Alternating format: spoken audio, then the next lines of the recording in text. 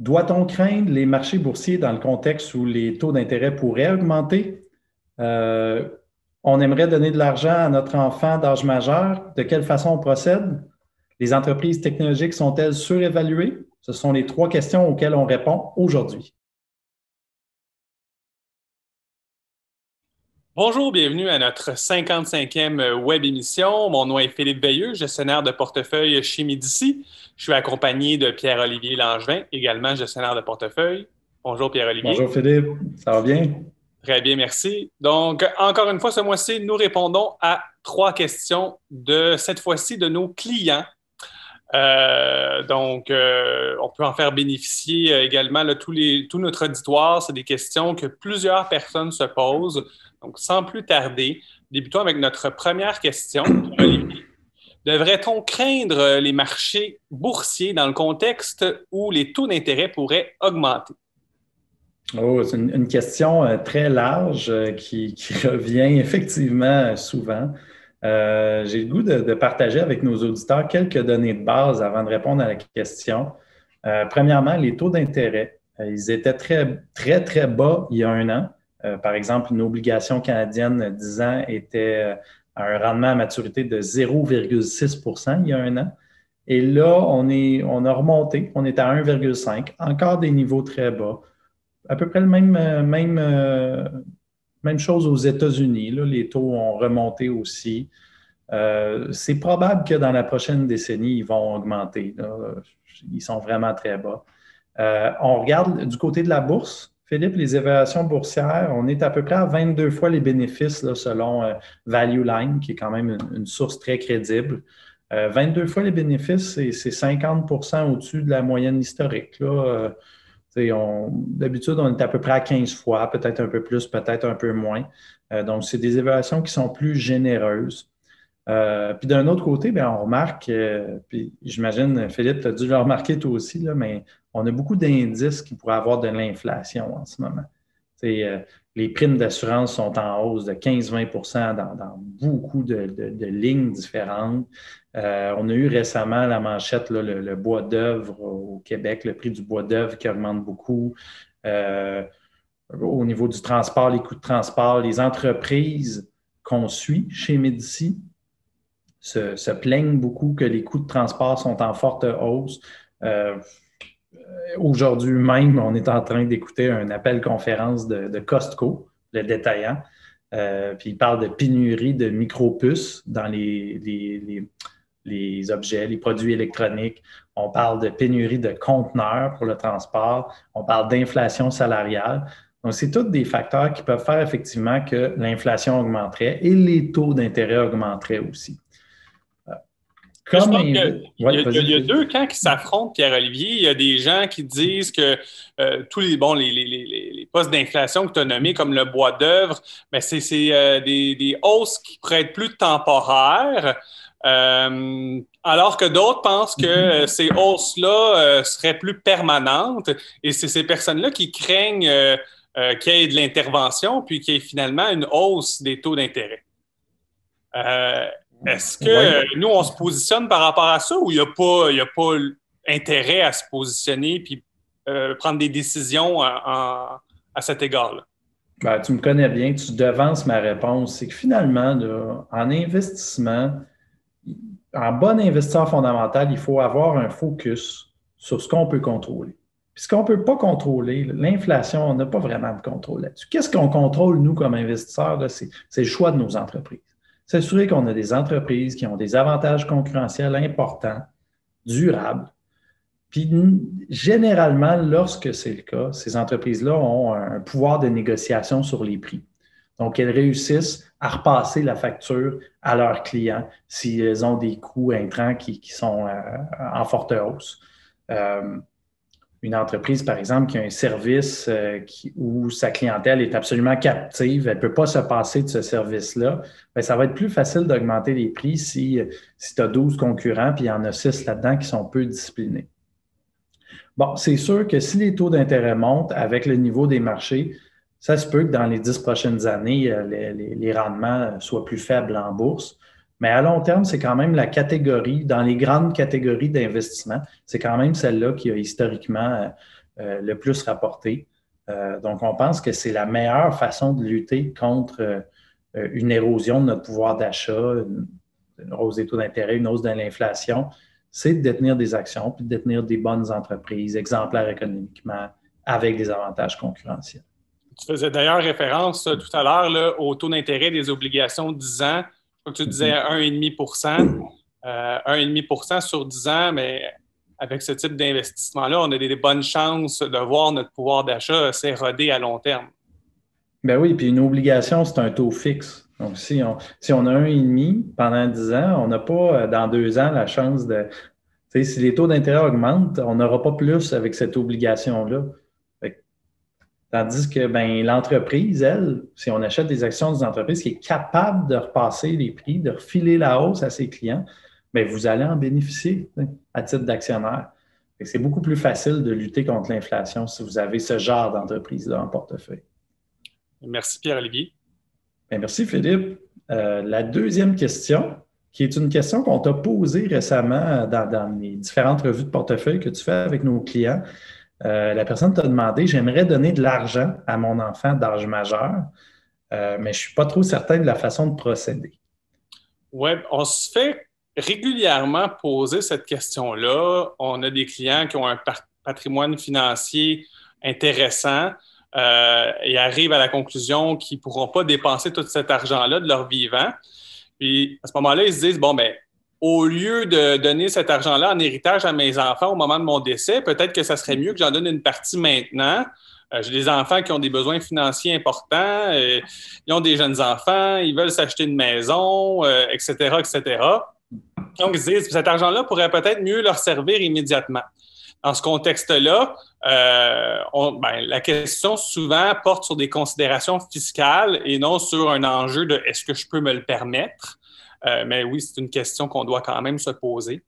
Donc, en matière fiscale, lorsqu'on donne de l'argent à un enfant majeur, donc de 18 ans et plus, on n'est pas sujet aux règles d'attribution.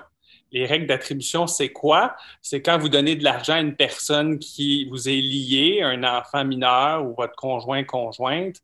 À ce moment-là, vous êtes forcé de vous imposer, vous, le donateur, sur les rendements qui seraient réalisés par ces personnes-là à qui vous avez donné de l'argent. Donc, il n'y a pas de conséquences fiscales. Vous pouvez donner sans de préoccupation de ce côté-là. Parfait. On peut faire n'importe quoi, donc.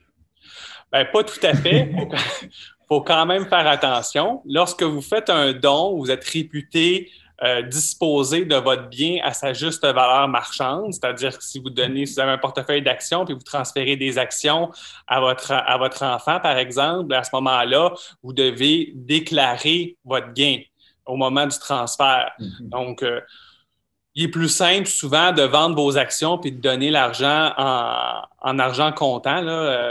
Puis à ce moment-là, ça va être beaucoup plus simple. Vous allez voir le gain sur votre rapport de gain et perte réalisé et tout ça. Il y aura certain de ne pas avoir de complications de ce côté-là. Je vous rappelle qu'un don, ce n'est pas déductible dans votre déclaration de revenus. Ce n'est pas imposable non plus dans la déclaration de revenus de votre enfant. C'est pas un don à un organisme de charité, là. C'est ça, c'est quand même à votre enfant. Puis ce qu'il faut faire attention, des fois, les gens nous posent des questions là, sur la vente d'un bien à un prix de faveur. Donc, exemple, un bien immobilier. On le sait en ce moment, Pierre-Olivier, le prix des biens immobiliers, des immeubles à revenus est très, très cher. Donc, des fois, ça peut être difficile pour un enfant d'acquérir le bien immobilier de son père qui désire ou de sa mère qui désire s'en départir. Donc, le parent ne peut pas vendre l'immeuble, exemple, qui a une valeur d'1 million de dollars, à 500 000 dollars à son enfant. Mm-hmm. C'est le même principe qui s'applique.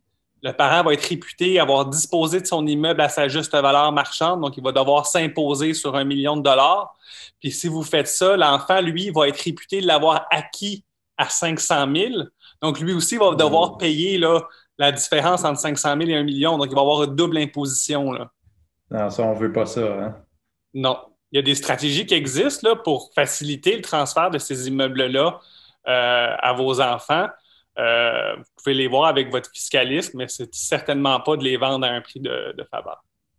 C'est très technique. Là. On parle beaucoup de l'aspect fiscal, mais aurais-tu des choses à dire, Philippe, par rapport au point de vue humain, là? Bon, admettons, notre enfant vient d'avoir 18 ans, on veut lui donner 100 000 $. Euh, je m'imagine lorsque j'avais 18 ans avec 100 000 $, où j'imagine certaines personnes, disons que il pourrait se passer des drôles d'affaires. Comment on peut travailler là-dessus comme parent? Ben, Pierre-Olivier, à 18 ans, je pense que toi, tu l'aurais peut-être investi. Une certaine discipline et rigueur là, dans la gestion de tes finances personnelles. Donc, si c'est le cas de votre enfant, à ce moment-là, ben, probablement qu'il va faire qu'il sait faire le mieux avec son argent, ça veut dire l'investir dans le but de faire croître son patrimoine à long terme. Alors que si vous avez un enfant qui a plus tendance à vouloir vivre des expériences, qui a des projets, faire des voyages, etc., ben, peut-être qu'il va avoir plus tendance à vouloir utiliser l'argent à ces fins-là. Rappelez-vous que lorsque vous donnez un montant d'argent à votre enfant, c'est lui qui en devient le propriétaire, donc c'est lui qui a le droit là, de disposer de l'argent comme il le veut. Donc, oui, il y a certainement un travail là, qui peut être fait avant de faire le don, un travail d'éducation financière pour que cet argent-là soit utilisé aux fins que vous le désirez, là. Fait que ce que je retiens dans le fond, c'est qu'il n'y a pas d'impact fiscal important. Quelques petites règles à retenir, puis évidemment, on ne sort pas d'une boîte à surprise comme ça, là. Si on veut faire un don, idéalement, il faut y penser une couple d'années avant. Oui, idéalement, là, bien préparer son enfant. Bien, très bien, Philippe, merci. C'est ce qui nous amène à notre troisième question. Les entreprises technologiques, Pierre-Olivier, sont-elles surévaluées? Hey, on a deux questions de surévaluation de marché aujourd'hui, hein? Donc, on est dans le thème. Évidemment, la bourse est plus chère. Avant de répondre à cette question-là, je ferais peut-être un petit détour pour parler de technologie parce que, ben, de plus en plus, la technologie est omniprésente dans nos vies. Fait que ça devient un peu difficile de dire c'est quoi une entreprise technologique exactement, tu sais. Il y a beaucoup d'entreprises qu'on dit technologiques, mais finalement, elles utilisent très bien les technologies pour livrer un produit ou un service qui n'est pas nécessairement si technologique que ça, là. Exemple, Philippe, Facebook.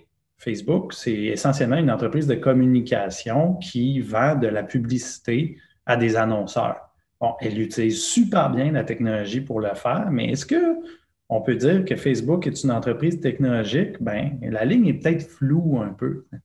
Puis Facebook, ce n'est pas nécessairement une entreprise qui est surévaluée, là. C'est une entreprise qui a une évaluation qui nous semble, du moins chez Médici, très raisonnable. Bon, on pourrait en nommer d'autres comme ça, mais en général, les entreprises qui utilisent les technologies, il y en a des très chères, mais on peut aussi trouver des entreprises, peut-être pas des grandes aubaines, là, mais on peut trouver des entreprises évaluées raisonnablement dans cette partie-là. L'autre boîte qui nous intéresse, c'est les vraies entreprises technologiques, celles qui vendent finalement la technologie à des clients, que ce soit des produits ou des services. Peux-tu nous donner des exemples d'entreprises technologiques comme ça, le pur et dur? Ben, Microsoft. Okay. Microsoft qui vend du cloud, qui vend Office, Windows, elle vend des outils technologiques. Donc ça, c'est une compagnie pure technologique.